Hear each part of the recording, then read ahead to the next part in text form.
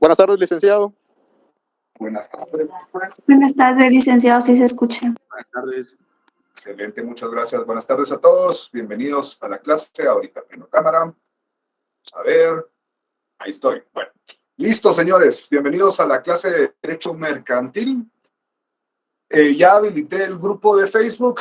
Como les puse en la descripción del grupo, en realidad ese grupo tiene como objeto para compartir o que nos sirva como apoyo en el momento de que las redes no funcionen o X o Y razón, pues tenemos otra plataforma ahí disponible, ¿verdad? Bueno, señores, bienvenidos. Las personas que se conectaron el día martes, pues ya me presenté, pero de lo contrario, los que no están y están viniendo, que hasta ahorita me están viendo mi carota, entonces yo soy el licenciado Josué Pinto y tengo el agrado de darles el curso de Derecho Mercantil. Nos habíamos quedado y habíamos platicado del derecho mercantil, cómo se relaciona con otras ramas del derecho, ¿verdad? Cómo habíamos entendido de que cuando hablamos de derecho mercantil hablamos de plata. Siempre toda prestación se presume onerosa y ustedes lo van a ver en las características y los principios del derecho mercantil, que vamos a ir poco a poco y hoy vamos a desarrollar parte de las denominaciones en las cuales se conoce el derecho mercantil. ¿Ustedes han escuchado alguna denominación de derecho mercantil? Aparte de derecho mercantil, por supuesto. Comercialic. Derecho comercial, excelente. Muchas legislaciones más Suramérica utiliza el derecho comercial como denominación principal en lugar de derecho mercantil. ¿Quién más?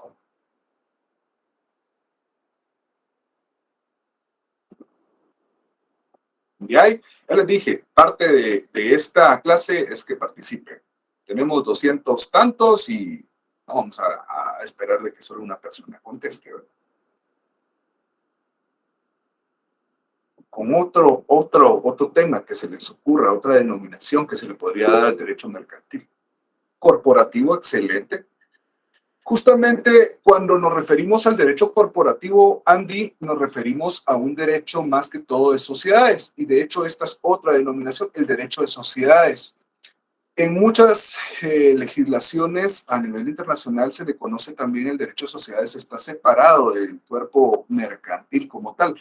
Es una regulación específica donde regula la constitución, la forma, la disolución, la transformación, fusiones, etcétera, de una sociedad. Entonces también está muy apartado. Y cuando nos referimos en nuestro ámbito legal, que yo me dedico mucho al derecho corporativo, nos referimos a las corporaciones sociales, a la forma de realizar esas transacciones. Entonces, a eso nos referimos. Christopher dice derecho económico, pues el derecho económico es un poco sí, no, porque el derecho, para eso tenemos también un derecho específicamente relacionado con ya relaciones con impuestos, etcétera, pero también hay economía y la economía se mueve mucho con el comercio, ¿verdad? Eso ya lo tenemos claro. Entonces tenemos esta serie de denominaciones. De todos modos, yo en el grupo ahorita tengan ahí. Y explico otra vez, pero para que tengamos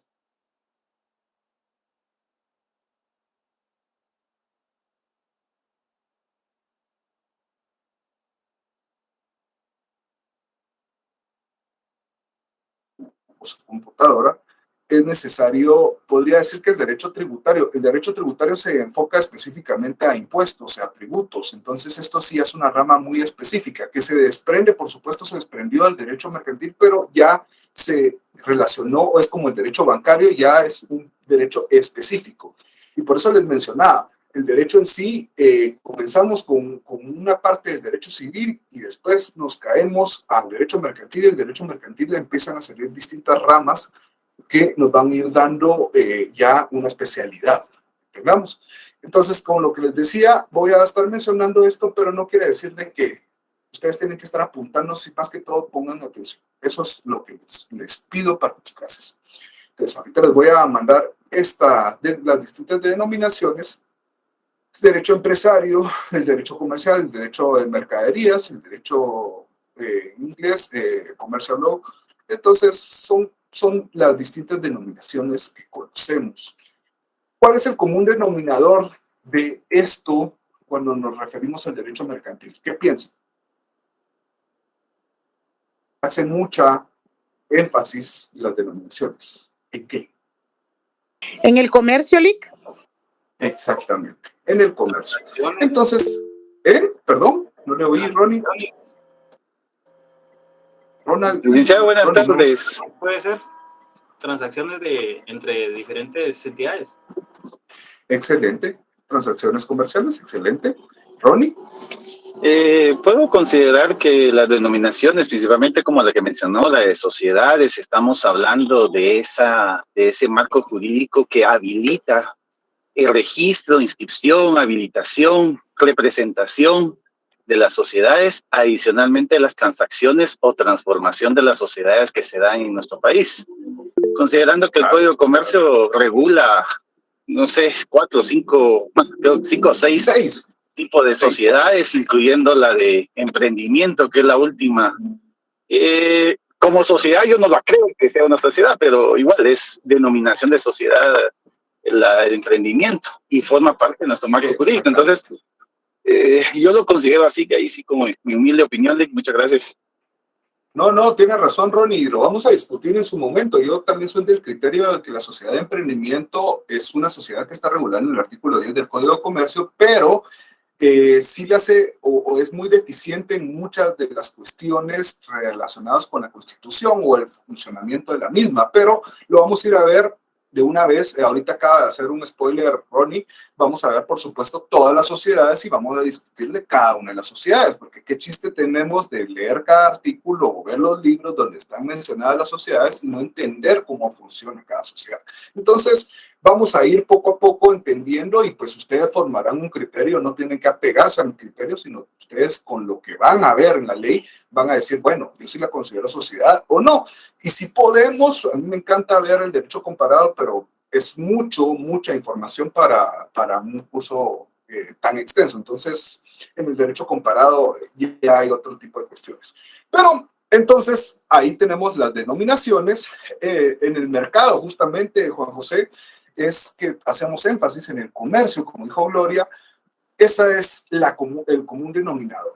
Y cuando hay un comercio o un mercado o hay una transferencia, como dijo Ronald, habemos que hay ahí de por medio, hay dinero, ¿verdad? Siempre vamos a entender de qué es el dinero y por eso les hice énfasis de que nos relacionáramos esto con dinero. Ok, entonces esas son las distintas denominaciones. Igual, les digo esto principalmente porque esto es bastante lógico y bastante obvio para uno, pero en realidad les pueden venir. Imagínense que están en su técnico profesional, están sudando a chorros, hasta con un poco de diarrea de los días anteriores para el privado. Y ustedes están y les pregunta, bueno, dígame la denominación del derecho comercial. Entonces, ustedes ya saben a qué se está refiriendo, ¿verdad?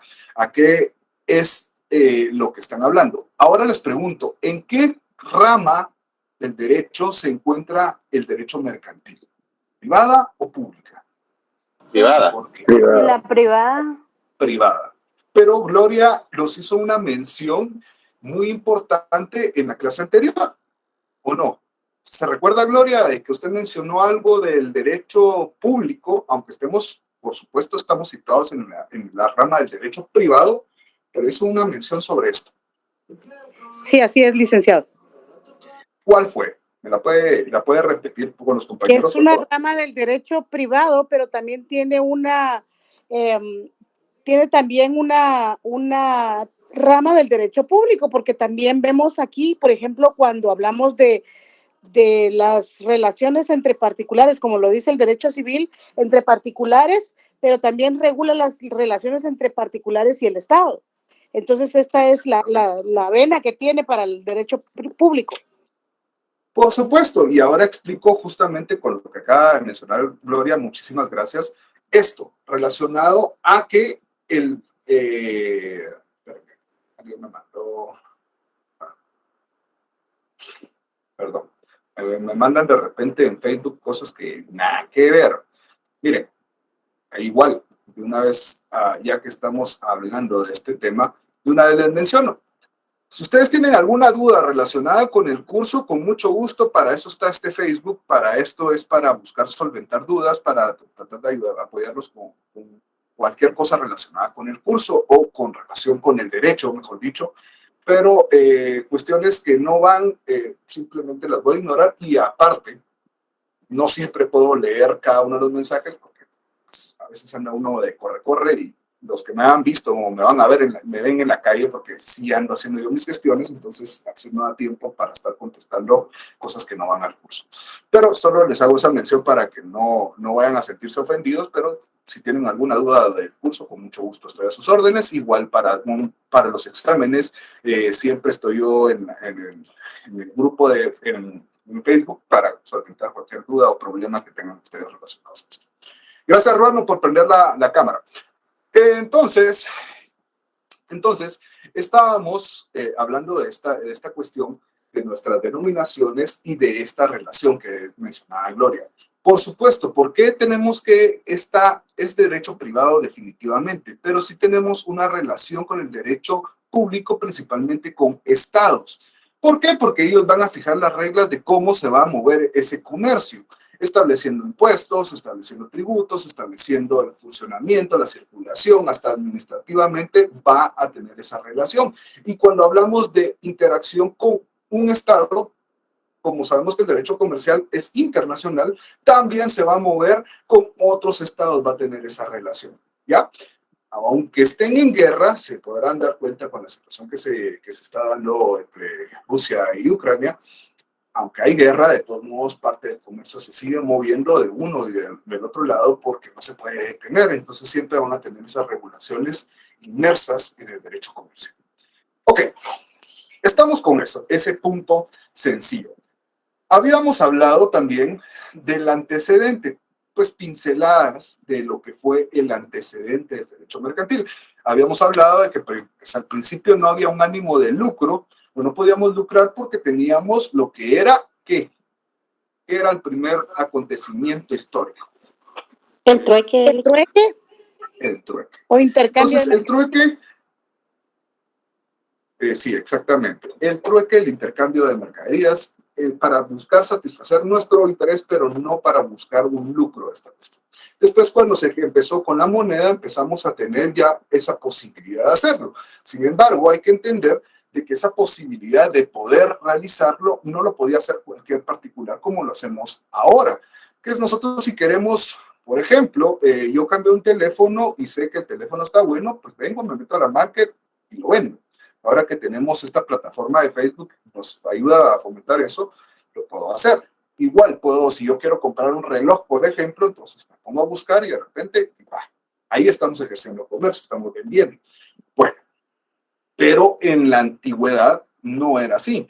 O sea, en la antigüedad se empezaron a dar gremios. ¿Se recuerdan de la época donde existían ese tipo de gremios y que eran únicos y reservados para determinadas personas? Por ejemplo, si yo era herrero, mi familia iba a ser de herreros y nos íbamos a quedar en ese cuadro. Si había zapateros, si había, no sé,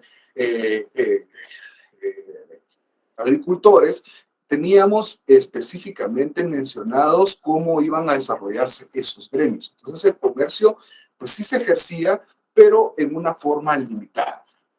Ojo, solo les vea para que vean este antecedente. Pues entonces podemos decir ¿qué inició antes como una pregunta, ¿qué fue lo que inició primero el derecho mercantil? Pues podemos decir de que en la relación del trueque, pero aquí no teníamos un lucro, entonces no. Pero ustedes saben de que se empezó a fomentar en la antigüedad y se tiene datos de donde los barcos empezaron a trasladar desde el Mediterráneo, los vikingos trasladaban cosas, asiáticos también, hasta parte de nuestra cultura también ejercían eso, pero entonces ahí empezamos a darnos cuenta de que uno de los antecedentes principales del derecho mercantil es el derecho marítimo. Por supuesto, no habían reglas establecidas para el derecho marítimo como tal en un código, en una ley, pero existía ese derecho marítimo para trasladar de un lugar a otro esa mercadería. ¿Estamos? ¿Me copian? ¿Vamos entendiendo eso? Yo creo que es lógico. Pero... Sí, Copiado, gracias. Bueno, ok, bueno, entonces tenemos esa cuestión de este antecedente del derecho marítimo. No vamos a enfocarnos en Roma o no nos vamos en Grecia, porque el derecho marítimo en realidad se constituye a nivel mundial y en realidad siempre se movió esa parte. De hecho, si les gusta un poco de la historia, que Colón y los españoles, no, eso para mí yo no lo topo, porque no es correcto creer de que los vikingos eran unos másters para todo esto y no pudieron conocer estas partes donde ya hay mucha relación entre culturas o en lugares hay mucha relación con ellos. Pero eso ya se los dejaré para que ustedes vean esas cuestiones. Entonces, hablando del derecho marítimo, nos damos cuenta que empezamos a trasladar.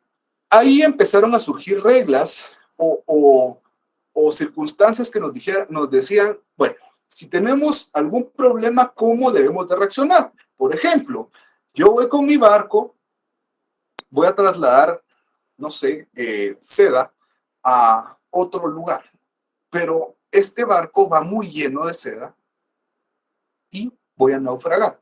Sabemos que naufragar es que se vaya a hundir. Entonces tengo peligro de que mi barco se hunda.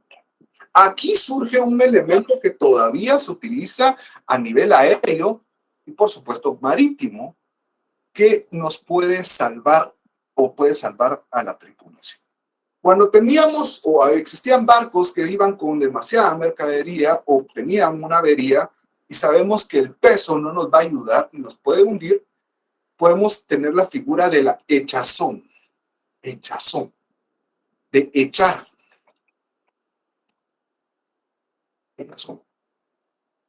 De echar, de sacar. ¿Cómo era esta figura? Este es un antecedente importante del derecho mercantil de esta figura porque aún así no existía una regulación legal, pero sí sabíamos cómo actuar en ese tipo de circunstancias. ¿Y en qué consistía? Pues en el momento de que sabemos de que vamos a naufragar y que tenemos por mucho peso, podemos hundirnos, y ahí está la diferencia entre hundirnos o no, veníamos y empezábamos a tirar esa mercadería. Abríamos el contenedor o abríamos la bodega y o a sacar los barriles, como hasta en Piratas del Caribe se ve que tiran todas las cosas para que no se... Justamente eso es la echazón. Venir y despojarse de toda esa mercadería con el fin de evitar que el barco se hunda. Entonces, esta figura es histórica y les digo que todavía se aplica. De hecho, si ustedes, imagínense, van en un avión comercial, lleva mucho equipamiento, no sé, va muy cargado, no van a tirar a la gente, ¿no? Tal vez, dependiendo de qué línea sea. Pero, si es asiática, probablemente sí dicen, estos hay miles. Dependiendo de quién quieren que se salve. Perdón. Eso también es importante. Si va ahí Mr. President, por supuesto que nos vamos todos. Pero la cuestión, la razón ya es de personas, no, pero en realidad pueden venir y tirar parte de lo que se está trasladando para buscar mantenerse a flote o mantenerse en el aire. Son cuestiones de que esa figura a lo largo ya a estas alturas sí ya está regulada y sí se puede tener en cuenta de que no hay responsabilidad, porque ahora ya se va a aplicar a responsabilidades. Recordemos que tenemos seguros, tenemos un montón de cuestiones importantes ahora en el derecho marítimo, que es un mundo y que lamentablemente nuestro mundo en el derecho marítimo guatemalteco es... no está tan completo, pero algún día lo vamos a tener completo, así como nuestro arbitraje es, ustedes ya lo verán, ahorita está en el mercantil 1, procesal civil 1, ¿verdad? 2. 2. Bueno, entonces ya vieron, ya pasaron, no, es en el 2 que se da el arbitraje, ¿verdad? Sí, Licas, ahorita lo vamos a ver. Sí. Sí. Van a ver que el arbitraje cuando lo vean es una cuestión que dicen, ¿y eso para qué? ¿Para qué está? Cuando a nivel internacional el arbitraje está tomando mucha más fuerza para solucionar conflictos mercantiles. ¿Por qué? Porque un juicio de conocimiento, por lo menos aquí en Guatemala, hablando de lo que se sabe, pues un juicio de conocimiento, imaginamos un juicio sumario de usurpación. Es sencillo, digámoslo así, un año. ¿Y qué pasa con una cuestión mercantil? Lo que nosotros queremos es mover la plata. Entonces nosotros no nos podemos detener en un litigio que va a tardar años. Entonces el arbitraje nos ayuda a que nos sometamos a una cuestión donde hay un árbitro para buscar una solución próxima, más rápida, para que no se nos vayamos a congestionar o nos vamos a depender a un tribunal. Pero aquí todavía tenemos una ley de arbitraje un poco deficiente, pero a nivel internacional, como les digo, ya los arbitrajes son una cosa muy importante. Si ven la serie de Suits o la vieron, se dan cuenta de que una de las grandes formas de solucionar conflictos es por medio de arbitraje. ¿Por qué? Porque Suits sí está relacionado más a un derecho mercantil, porque habla mucho de sociedades, mucho en ese tipo de puntos, cuestiones civiles tal vez, y pocas cosas de derecho penal. Pero eso ya es, si ustedes lo quieren ver, pero a eso va a enfocar.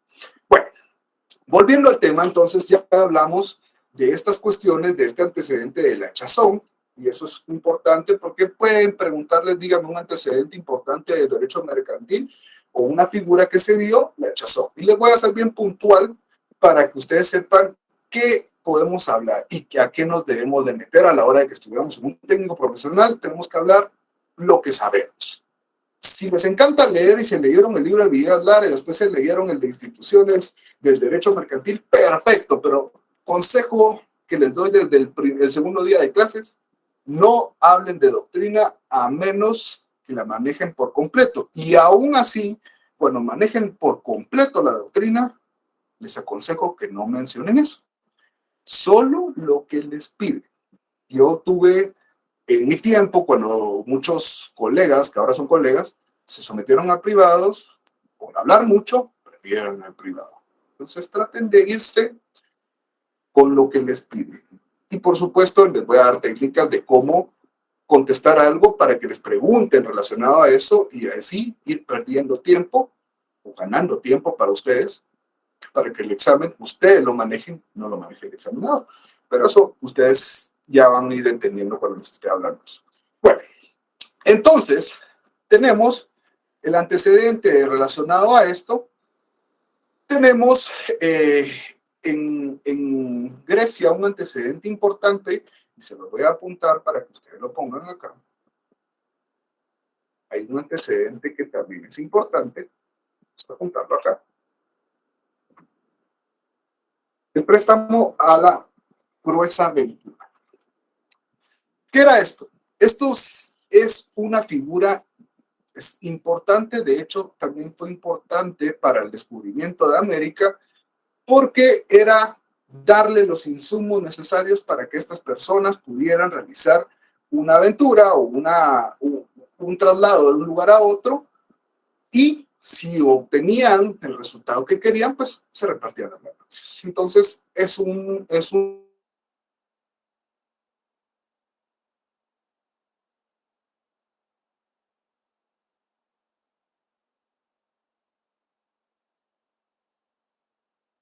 todo es cierto, pero ahí tiene muchas cosas, ¿verdad? Después, algo que esto sí es importante y quiero que sí lo subrayen o lo apunten en su cuaderno, que sí me interesa, porque esto marca una diferencia en el derecho mercantil. El Código de Napoleón de 1807. Esto sí es importante y esto sí es mencionado. ¿Por qué? ¿Qué elementos o qué relevancia tuvo el Código de Napoleón en 1807 para el derecho mercantil? Ustedes saben, yo les venía hablando de que el derecho mercantil pues se ejercía, pero se ejercía de una forma cerrada. O sea, solo los gremios determinados eran los que podían ejercer el comercio. En el Código de Napoleón dice no, lo ejercen todos. Le da o apertura para que ya se pueda ejercerlo con cualquier persona. Entonces ya no es algo exclusivo de un gremio, sino que lo pueden hacer, claro, sometiéndose a las reglas establecidas por el Estado, por el reino, pero ya existe una apertura y ya no es algo cerrado. ¿Me entendieron eso?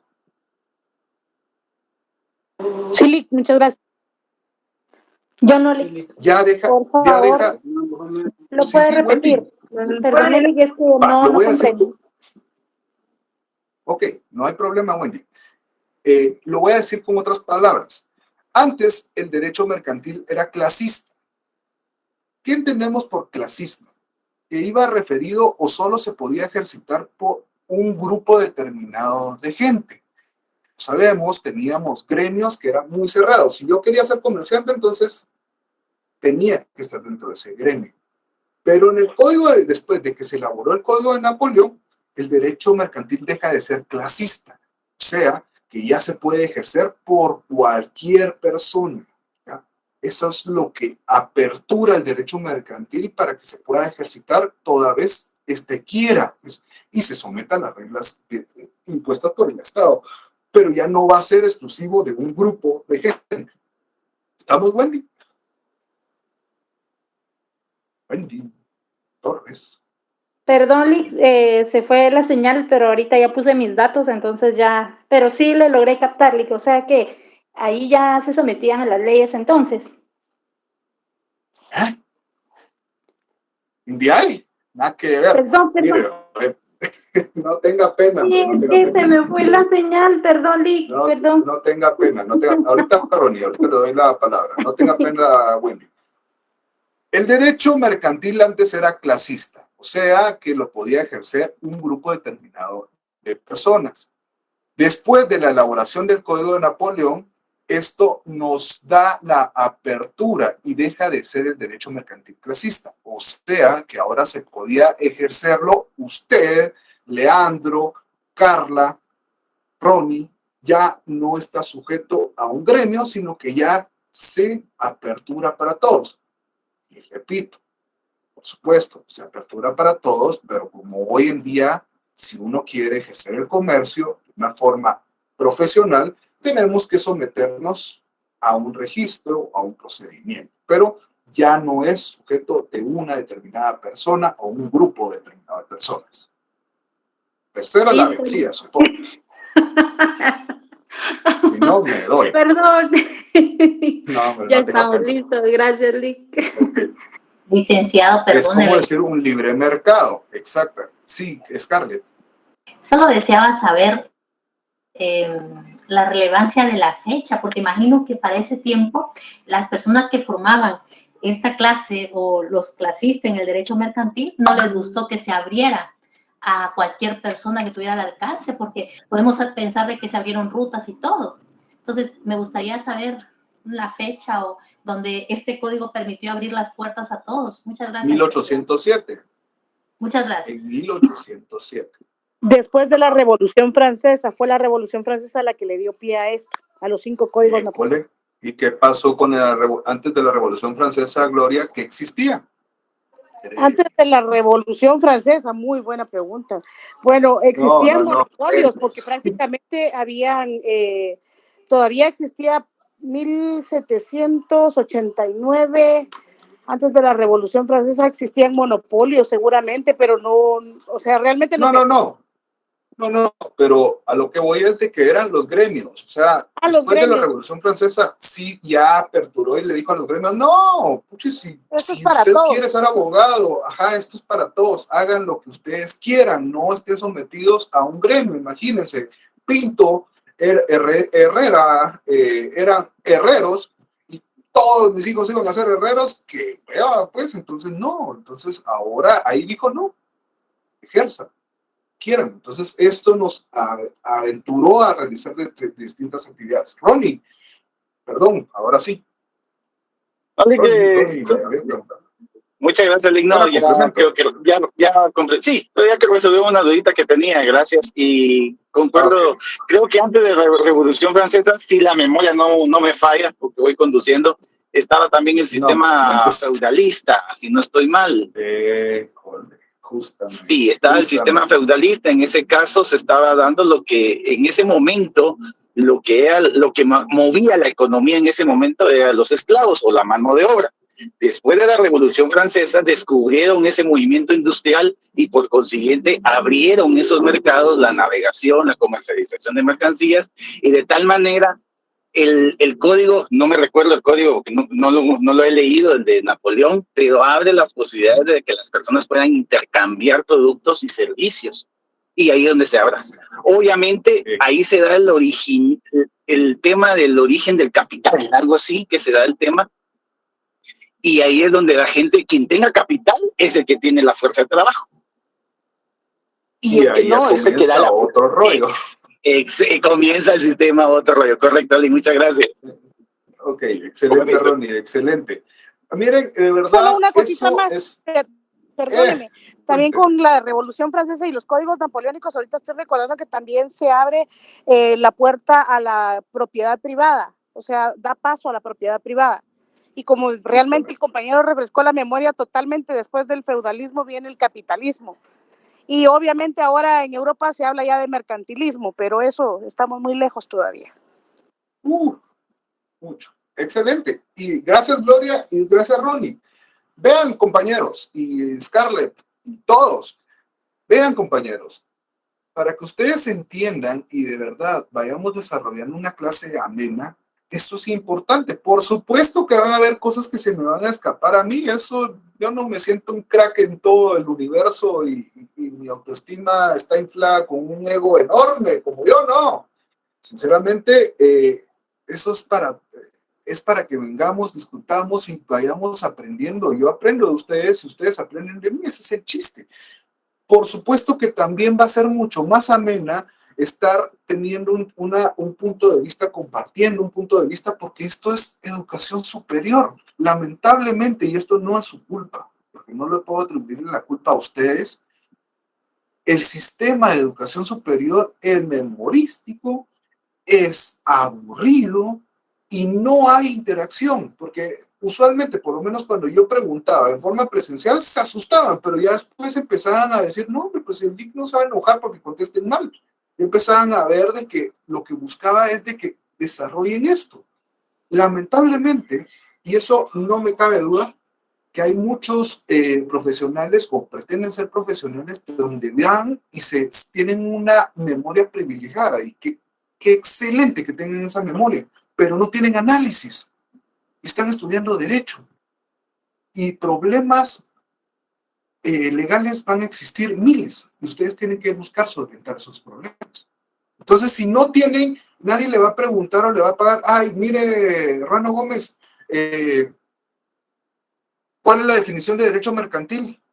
Y usted se la dice, bueno, tome 5,000 quetzales. Nadie en la vida le va a decir eso. Todo el mundo le va a decir, mire, yo tengo un problema de esta sociedad vendieron las acciones, ¿qué puedo hacer? ¿Cómo puedo comprar unas acciones? ¿Cómo constituir una acción? ¿Cómo puedo ser comerciante? ¿Cómo extingo un comerciante? O sea, son problemas reales que lamentablemente no sabemos darle toda esa resolución. Por eso es que a mí me gusta que seamos más prácticos, que tengamos ese raciocinio, ese análisis para poder contestar a una cuestión. Lamentablemente es un sistema que viene desde el principio de la carrera. Bueno, les voy a dictar. Qué aburrido, entonces no van a entender. Los ponen a leer el código, pero no entienden qué es lo que dice el código, cuál es el espíritu de la ley. Entonces, eso es importante y es que en este momento eso es lo que pretendemos hacer con este curso. Y ustedes ayudan a hacer este curso, ¿ok? Entonces, tenemos ya estas cuestiones. Ahora quiero que vean su hermoso código de comercio, que ahora va a ser su elemento principal en parte de este curso. ¿Sí? ¿Qué dice Perdón, Alex, solo quisiera, ¿Sí? Solo quería aclarar algo, que cometí un error. Sistema feudal era la tierra, la que era el poder económico en su momento. Sí, el esclavismo fue antes. Sí. Claro, nada más, perdón, por si alguien ahí se dio cuenta y pudo haber anotado, perdón. Gracias. No hay clavo, hombre, dele, tranquilo. La cosa es que estamos hablando y tampoco le vamos a poner énfasis al, como les dije, al antecedente histórico, más que estos elementos que nos ayudan a distinguir de qué estamos hablando. Vean su código de comercio. ¿Qué dice el código de comercio? ¿Qué decreto es? 2-70. 2-70. 2-70. ¿Cuántos libros tiene el código de comercio? 4. ¿Cuáles son? De los comerciantes y sus auxiliares, de las obligaciones profesionales, de las cosas mercantiles y las obligaciones y contratos mercantiles. Excelente. Ok. ¿Cuántos artículos tiene el Código de Comercio? Antes era 1039, después entró la sociedad de rendimiento y ahí está metida. 1055. 1055 artículos. Bueno, esto que acabo de hacerles mención es una ficha técnica que debe tener su código y se lo recomiendo que todas sus leyes lo tengan. Su código de comercio espero de que haya sido un código nuevo. ¿Por qué? Porque un código nuevo lo van a ir subrayando justamente con este derecho mercantil 1 que vemos pues, las cosas mercantiles, vamos a ver un poco de todo, porque auxiliares todavía, los comerciantes y sus auxiliares lo vemos, obligaciones profesionales de los comerciantes también van en derecho mercantil 1, las cosas mercantiles ya no mucho, y ahí ya pasamos a otras cosas. Pero esa ficha técnica deberían de hacerla acá, en su portada. Aquí va cada una de las cosas, ahí dice ficha, decreto, cuántos libros son, vigente, los artículos. Eso sirve para que ustedes tengan esa descripción, pero para un técnico profesional. Ustedes, antes de hablar con un técnico profesional, muchas veces le preguntan, bueno, ¿qué decreto es el Código de Comercio? ¿Cuántos libros tiene? ¿Cuáles son los libros? Y ahí puede comenzar un técnico profesional y ustedes, es bueno de que ya lo sepan cómo está relacionado cada una, la estructura de su Código de Comercio. Ok, el compañero Cristian dijo 4 libros. ¿Todos están en eso? ¿Son 4? ¿Sí o no? Así es, Dick, son 4. Son 4, pues no. ¿Y por qué no? Porque sí, definitivamente tenemos los 4 libros que establecen nuestro Código de Comercio, pero tenemos un limbo jurídico en relación con un libro del antiguo Código de Comercio.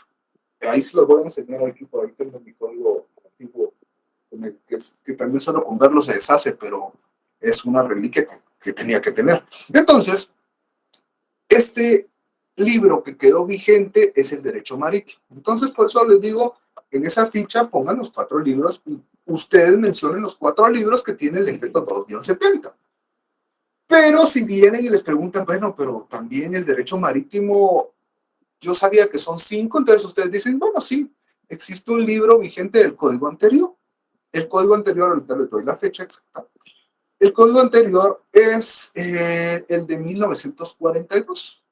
Y en esta tiene una relación, no voy a profundizar mucho con los códigos, porque no es mi fin de que se aprendan cada uno de los códigos. En este empezaron a relacionar y las leyes dispersas las empezaron a unificar. Por supuesto, nuestros códigos son copias de Chile, Argentina, México, pero en 1942 teníamos regulado lo que es el derecho marítimo. Entonces, a la hora de que se creó el decreto 2-70, dejó vigente parte del libro del derecho marítimo. Libro de derecho marítimo, Leandro, el libro de derecho marítimo. Esto va a regular las relaciones del derecho marítimo. Entonces, a esos para que ustedes lo tengan como un tip. Vuelvo y repito. Para efectos, ustedes dicen los libros que sabemos, los 4 libros. ¿Ya? Si el examinador les llegara a mencionar eso, entonces nos hacemos mención de que sí existe un libro y es sobre el código. Y ahorita les voy a poner la fecha de todos modos para que vamos a apuntar de una vez todas.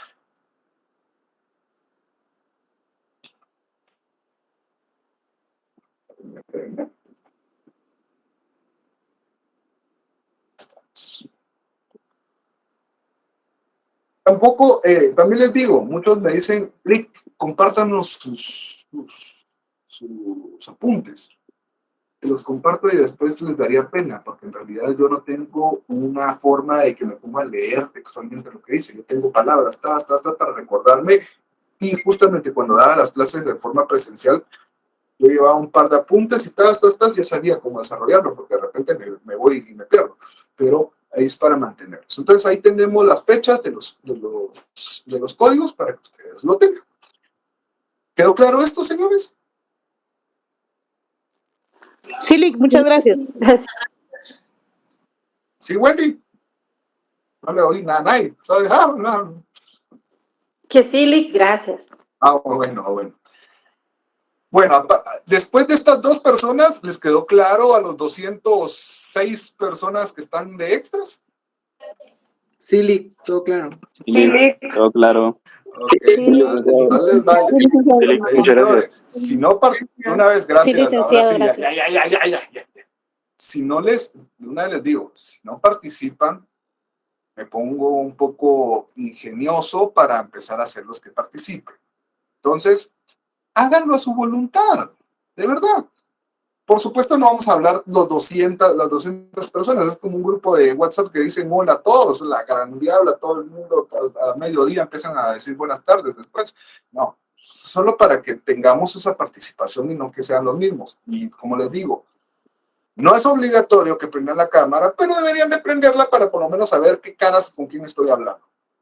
Bueno, entonces tenemos, gracias, Melissa. Entonces tenemos ya esa estructura de nuestro código de comercio, ¿verdad? Ya vimos las relaciones con con las otras ramas del derecho, y ahora les pregunto, la definición del derecho mercantil, ¿cómo ustedes crean una definición del derecho mercantil?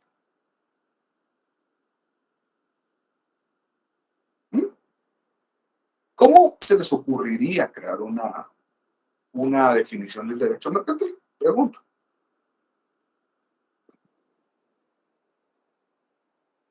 Ay, tal vez me voy a aventurar, pero es un conjunto de normas y principios que regulan las relaciones comerciales entre los particulares y entre los particulares y el Estado. Tiene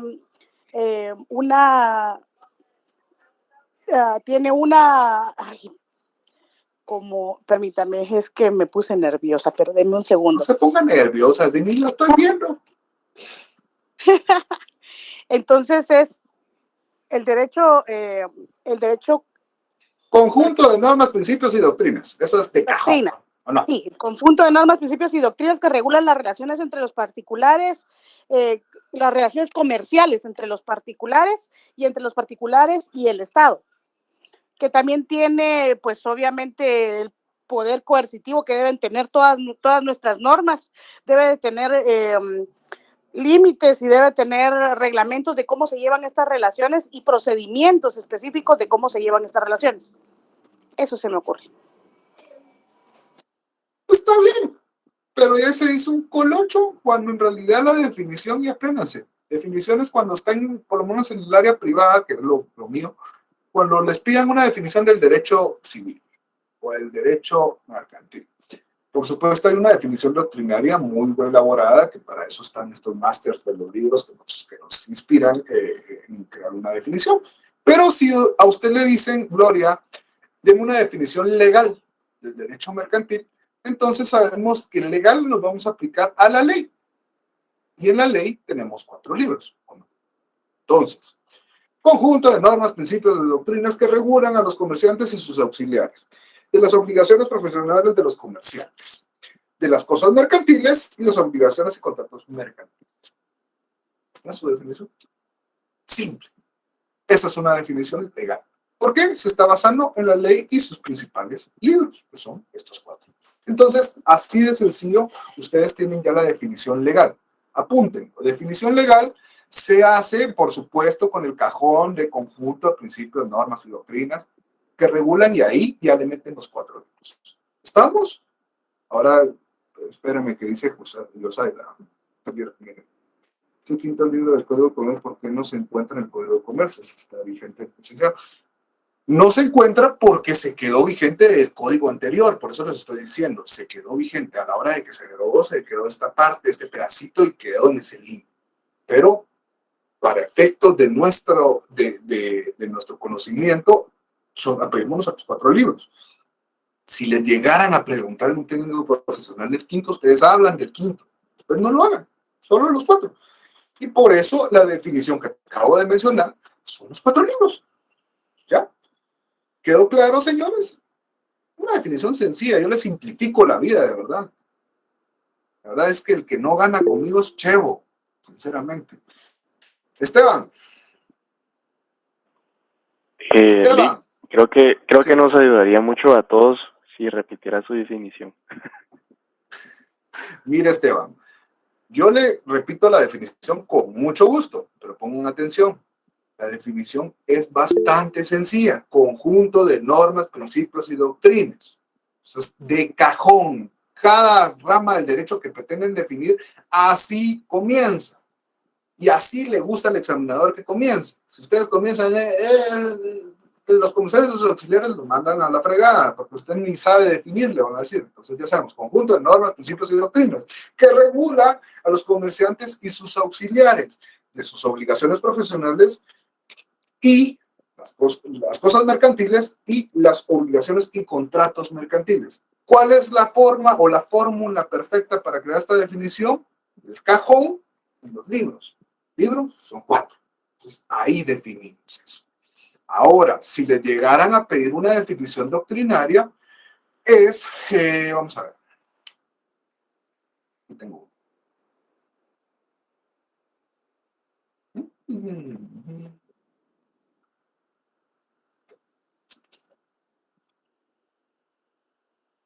Es esta y es una definición doctrinaria.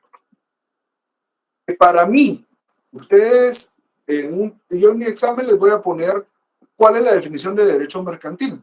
Y ustedes me ponen la legal, es correcta. ¿Por qué? Porque utilizaron lo que es la ley. Eso no hay problema.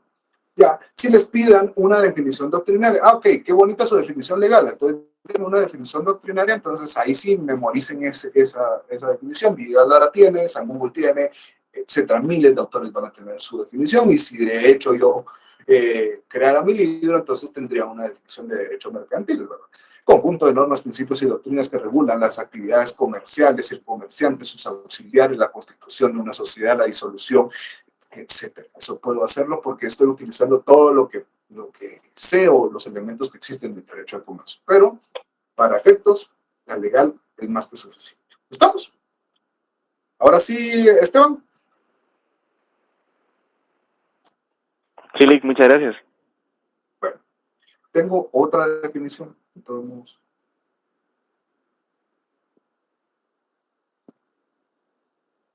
Entonces, aquí hay otra definición.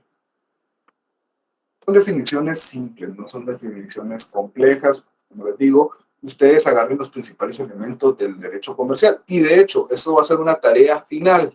Cuando ustedes terminen el curso, quiero hacerles una serie de preguntas en la última clase para ver si en verdad ustedes comprendieron lo que era el derecho mercantil 1.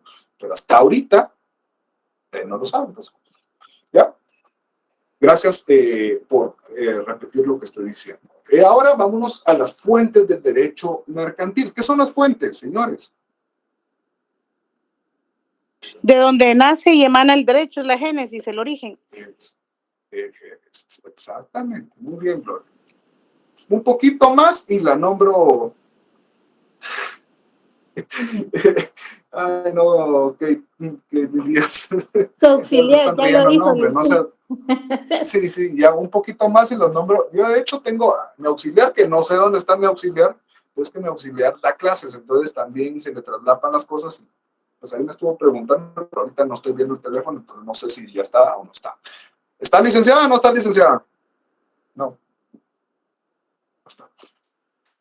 Bueno, pero ya, algún día se las presentaré cuando aparezca. Tal vez la otra semana ya aparece.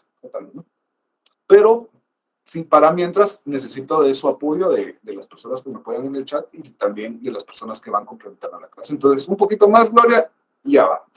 ¿Y qué atribuciones va a tener? Más fregada todavía, porque no, de todos modos, no dan puntos por eso. Yo no doy puntos por nada. Entonces, no, ahí estamos. Salario, pero ahí estamos a la orden. No, salario peor, porque ya hay una relación de trabajo y olvídese, después me demandan y qué fregar. Entonces, fuentes tenemos, por supuesto, las mismas, o sea, las mencionamos, la costumbre. ¿Por qué será la costumbre una fuente del derecho mercantil, señores? Porque el derecho consuetudinario, se hace costumbre, se hace ley. Lo que ya se repite, por repetición de generación en generación, se hace ley entre las partes. ¿Alguien más? ¿Alguien más?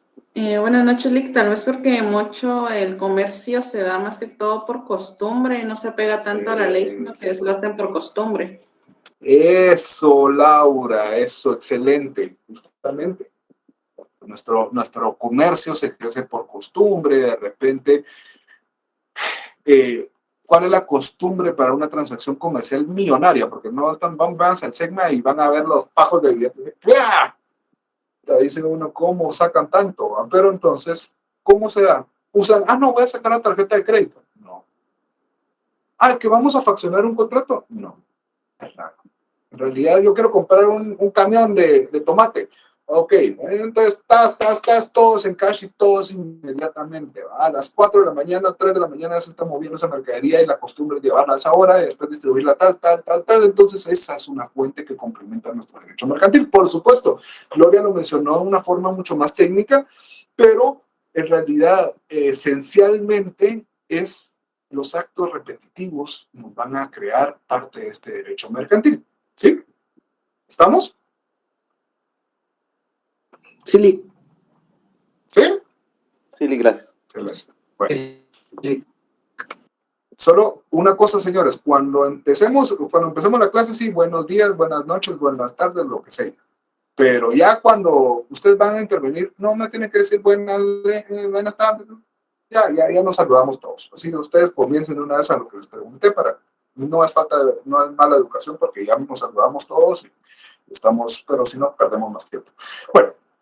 Entonces tenemos la costumbre. Después tenemos jurisprudencia. Esa ya la mencionamos y es una de cajón también esa costumbre. Entonces tenemos la costumbre, la jurisprudencia. Después, ¿qué más? Lo que mencionó Gloria, la ley, también por supuesto es una fuente del derecho mercantil y sabemos de que existen leyes. Por supuesto. ¿Cuáles eran hablando de leyes, cuál era de nuestra tarea? Quiero que me diga 3 personas que me den un fundamento constitucional del derecho mercantil. Pero ya, en bombas. Ronnie. Artículo 4, que es la libertad, si no estoy mal, de la Constitución, y artículo 43, creo que es el libre derecho al comercio. Ahí está. Excelente, Ronnie. ¿Alguien más? Artículo 130. No, usted ya no. Ya no va. No, usted no, Ronnie, ya no, usted sí. Bueno, artículo 130, prohibición de los monopolios, 132, la moneda. Ahí está, excelente. Rosaura. Artículo 42, derecho de autor o inventor. Excelente, Rosaura, me llega. ¿Qué más? ¿Alguien más? Artículo 43 de la Constitución, libertad de industria, comercio y trabajo. Excelente, justamente. Este es el 43, señores. Cruz y calavera, paréntesis, no sé, márquenlo, subrayenlo y sabemos, y en su ficha técnica, apúntenla también. Artículo 43 constitucional, sabemos de que aquí se desprende, y justamente hablando de las fuentes, hablamos de la ley. Tenemos nuestra ley ordinaria, que tenemos el artículo 2-70, por supuesto.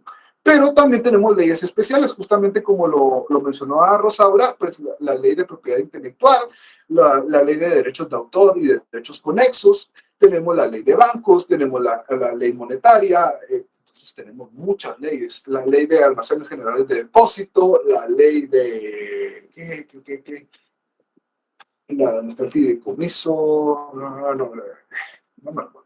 Entonces, hay muchas leyes especiales. Entonces, sabemos de que por eso tenemos la fuente a la ley, ¿ok? La doctrina, otra fuente. ¿Y qué es la doctrina? Pues, lo que nos ayuda a complementar, entonces también es una fuente del derecho mercantil. Tenemos el contrato, para muchos lo mencionan el contrato como fuente del derecho mercantil. Nuestros contratos son, en realidad, pueden ser típicos o atípicos. Ustedes lo van a ver en Mercantil 3, ya cuando me agarraron confianza y van a extrañarme, espero en Dios, o tal vez ya no. O tal vez dicen ya nos asignan conmigo en Derecho Mercantil 2 y ahí que se los lleve el diablo. Pero, entonces, ahí tenemos nosotros nuestras fuentes. Primeras, ¿cuáles? Entonces, hagamos otra repetición y alguien que me ayude en el chat a establecer cuáles son las fuentes. Primera, ¿cuál era? La costumbre. Excelente. Siguiente. La jurisprudencia. Excelente. Tercera. La ley. La ley. Excelente. no sé si es Kate Díaz, pero excelente. No sé si Kate o Kate. Ahora no se sabe. Entonces, ahí está Kate. Muchas gracias, Kate. Entonces también sí puede hablar, pero no quiere hablar, ¿verdad? Ok. Está bien. Ahí tenemos que Díaz me hizo el favor de poner todas las fuentes del derecho mercantil. Sencillas. Apréndanselas, pero más que aprendérselas, entiendan la lógica, pues costumbre, la ley, la jurisprudencia de cajón. Entonces, está fácil, está fácil. Ahora vamos a ir casi aterrizando con algo que sí me gusta mucho hablar, que es nuestras características del derecho mercantil. Las características del derecho mercantil son, márquenlo por favor, características del derecho mercantil. Y aquí comenzamos con la primera. Poco formalista. Poco formalista. Ustedes han escuchado que es poco formalista ese derecho. En algún momento creo que lo han escuchado. ¿Qué significará eso? Gracias, Nora, también por repetir. Muchas gracias, se les agradece. El derecho mercantil es poco formalista. ¿Se refiere a que no tenemos requisitos de formalidades? A ver, quiero oírlos. A ver, dije. Tal vez que los requisitos y formalidades no son tan estrictos, porque debe tener requisitos para que esto pueda surgir, pero no sería nulo de requisitos. Ajá, pero sí no son tan estrictos como para que sean imposibles de cumplir. Excelente, muchas gracias. Oscar, le damos la bienvenida para que participe. Y después Ruano Gómez, que me dice su nombre porque no sé cómo se llama. Entonces solo sus apellidos que fueran a explicar. ¿Qué tal, licenciado? Yo digo que tal vez la manera de contratar en cuestiones mercantiles es simple en comparación a otras áreas del derecho, ya que existe la representación aparente en el derecho mercantil, ¿no? Excelente, muy bien, muy bien. ¿Y eso dónde lo supo, Oscar? Porque eso es un tema casi de...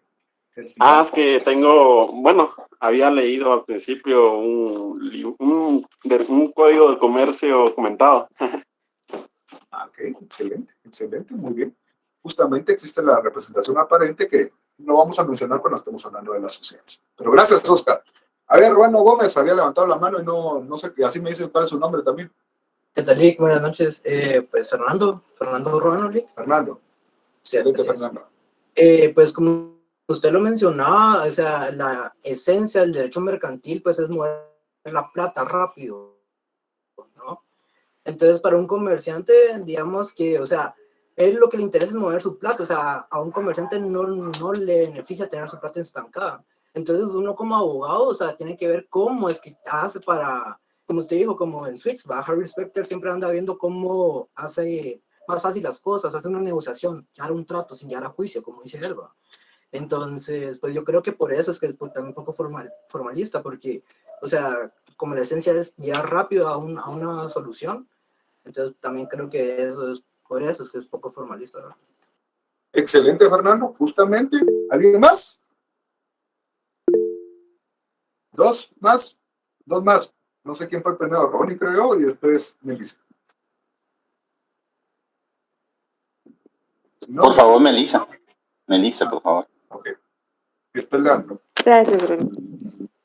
Podría ser también que es, como decía la compañera, es un conjunto de normas, pero que están cambiando siempre y que se adaptan según las necesidades de nosotros, ¿verdad? Los compradores, los comerciantes y todo.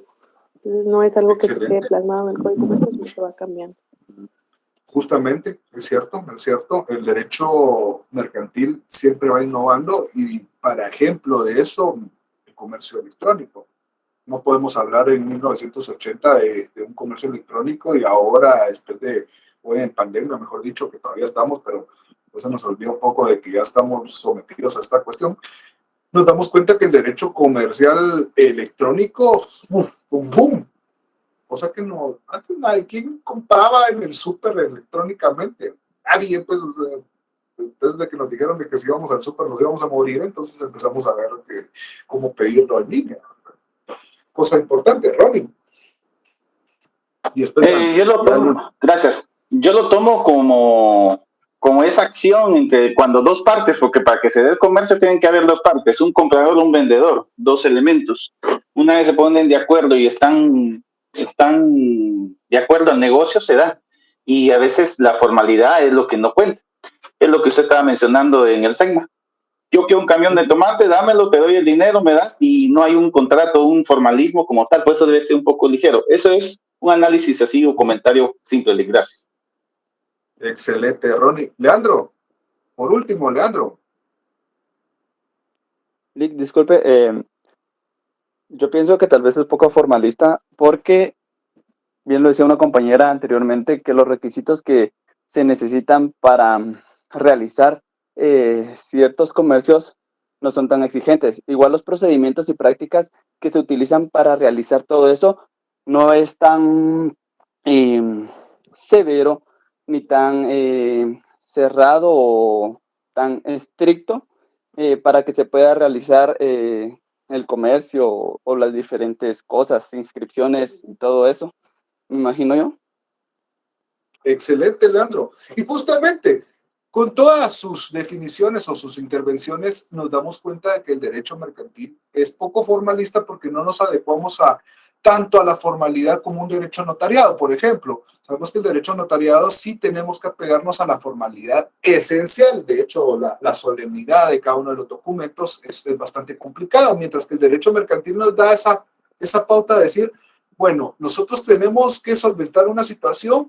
Ejemplo, nosotros vamos a comprar un quintal de tomate, pero queremos que tener algo de respaldo, digámoslo así, porque no conozco, esta persona viene de Zacapa y yo soy de acá, entonces no tenemos mucha relación comercial, pero necesito que esto se venda, pero también garantizar mi derecho. Entonces, ¿qué hago? Pues hago un título de crédito 385, está el artículo 385, ahí están los requisitos, específicamente menciona, ¡pum!, se fue. O sea, nos apegamos a una forma definitivamente, pero no nos vamos a regir justamente con eso y que si no está tal cual no podemos hacerlo. De hecho, vamos a encontrar en ese el derecho mercantil 2 muchas de las salidas que dice, bueno, sí, el documento no está bien hecho, pero de todos modos la forma se dio y así es el derecho mercantil, porque nos interesa, como dice Ruano, muévese, como dice Fernando, perdón, que se mueva la plata, que se mueva todo, que se vaya en constante circulación. Entonces, eso es la importancia del poco formalismo del derecho mercantil. Entonces, segunda clase, que ya vamos entrando a los principios y ya ven que poco a poco tal vez se puedan enamorar de este derecho y dicen, no es tan feo, ya por lo menos ya voy entendiendo. Créanme que Mercantil 1 es hermoso y yo por eso no doy Mercantil 3, porque tendría la opción de dar Mercantil 2 y 3, pero a mí me encanta Mercantil 1 porque es el inicio de todo, y Mercantil 2, los títulos de crédito son el patito feo para muchos, pero una vez los entienden y dicen, así también, por eso se mueve mucho el comercio con documentos tan poco formalistas que ayudan a anclar a esta persona para que pague si en todo caso se quiere hacer para atrás. Pero eso ya lo van a ver en un curso en el próximo semestre, el 9º semestre. Entonces, señores, fue un gusto. Terminamos la clase número 2. Nos vemos el día martes, primero Dios. Y pues siempre sigan leyéndose un poquito para que vayan entendiendo este asunto.